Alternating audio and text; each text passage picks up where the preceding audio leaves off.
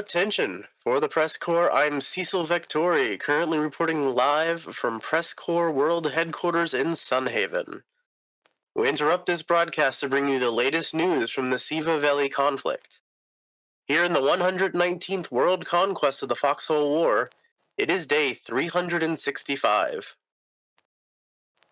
And now for some headlines. Heavy fighting across the Central and East regions as Warden forces push south into Lockmore, reclaiming the Linn of Mercy after earlier Colonial offenses. Bloody combat into Alad's Bight shows unusually high casualties for a weeknight.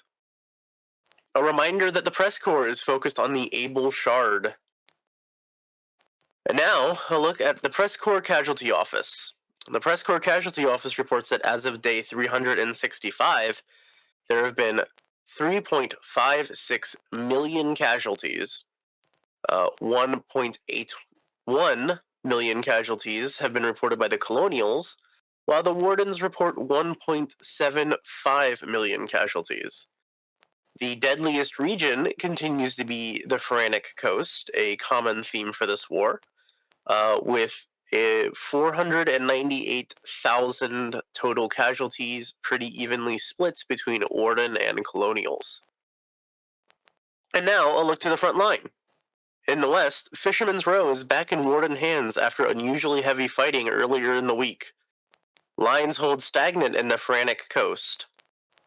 Warden and Colonial storm cannons in King's Cage hint at the possible first exchange of the superweapons in the war coming any day now. In the central region, the Linn of Mercy is completely blue again as Wardens continue pushing south, capturing Mercy's Wish in Lockmore, granting them a small but clear foothold in the historically colonial region. Heavy fighting in Callahan's Passage as land continues to change hands as we speak. A single road is all that connects a small colonial enclave in the region to the vital supply lines in the south. Lines in Marbella Hollow have returned to the typical norm for this war, with Colonials holding to the west of Lugbone Dam and Wardens holding ground to the east. For those unfamiliar with the location of Lugbone Dam, it is also where Checkpoint Bua is. Speaking of the east, fighting has settled in the Clastra as Warden forces focus their attack on Alad's Bight and Reaver's Pass, in the third push south of the war. Whether or not the Wardens could hold the claimed lands, only time can tell. In Alad's Bight, the Stone Plank Relic Base has fallen again as Wardens attempt to push into the region. In Reaver's Pass, Wardens hold on to the Bilge Relic Base, a small but notable foothold in the region. The Fingers, home of unusually high levels of fighting the past few days, as well as the infamous Fort Barley oil field, is back in Warden hands. I'm sure the Cult of the Oil is both happy to regain their holy lands, but also disappointed that there are no more colonial bodies to sacrifice to the oil.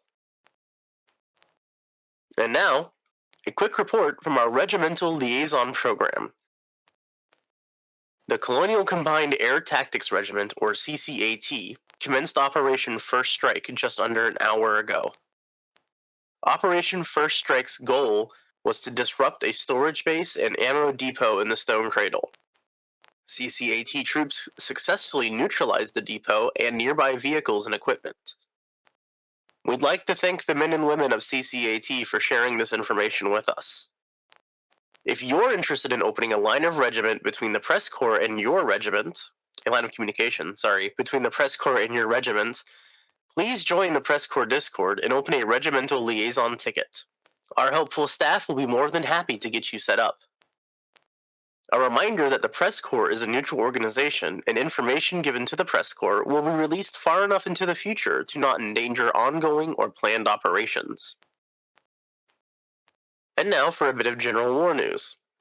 Medium tanks are being spotted in battlefields across Raqqa. A reminder that while tanks may seem like unstoppable beasts to the average infantryman, you are faster and more maneuverable than them. Duck and weave to stay alive, and if you're crewing a tank, remember that friendly infantry support is your friend. And now we move to the Press Corps' Superweapon Map Tracker, or SWRD. As of the last 6 IRL hours, more superweapons and intelligence centers are being built.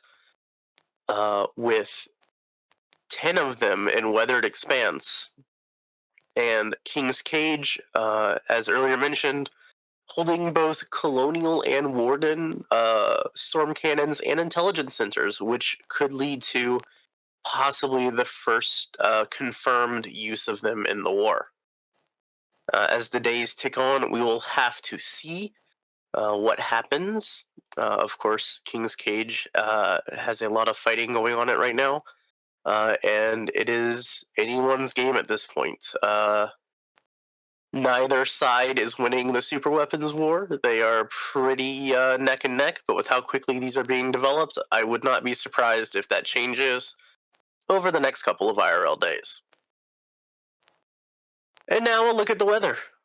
The PressCorps Weather Office has announced that Winter Storm Ellie has officially hit the southeastern parts of Raqqa.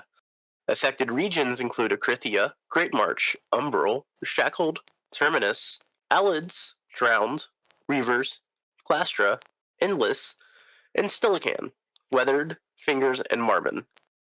While the majority of the snow has dissipated from the affected regions, some still remains. A reminder that snow can cause freezing of both vehicles and soldiers, and the shores of rivers and lakes may freeze over. Building fires and taking shelter in trenches and buildings are the easiest ways to combat the cold. If you would like to help the PressCorps have the most up-to-date weather information possible, please join our volunteer storm chasers. Without these amazing individuals, we would never be able to deliver the depth and detail of weather forecasting and weather reports that we do. If you'd like to join the Storm Chaser Corps, please visit presscorpsgaming.com/weather for more information. And now for a bit of community news. The PressCorps has opened up applications for regimental advertisements. You want to spread awareness of who you are? Join the PressCorps Discord to make a submission, and we'll handle the rest. From the PressCorps, we'd like to extend a warm welcome to the freshly enlisted in our ranks who may have joined us for War 119 and the infantry update. We hope to see you on the front line. And finally, we would like to remind you to stay hydrated. Water from a canteen is a soldier's best friend, and a hydrated soldier is a long-lasting soldier. Water wins wars. Stay tuned for more music, weather, and news from the front lines. Whether you're hauling in the back or fighting on the front, PressCorps Radio has just the right tunes for you. For the PressCorps, I'm Cecil Vectori. Thanks for tuning in. The PressCorps is an all-volunteer creative collective of reporters, broadcasters, artists, and more from the MMO video game Foxhole, developed by Siege Camp. Our mission is to engross our audience in and amplify the stories of this unique war ecosystem. The PressCorps was founded in 2018 by former Planetside 2 Radio Free Auraxis host, CaptainInArms. It is a separate community entity and is not officially representative of Siege Camp. For more information, visit our website at PressCorpsGaming.com. That's PressCorps gaming.com.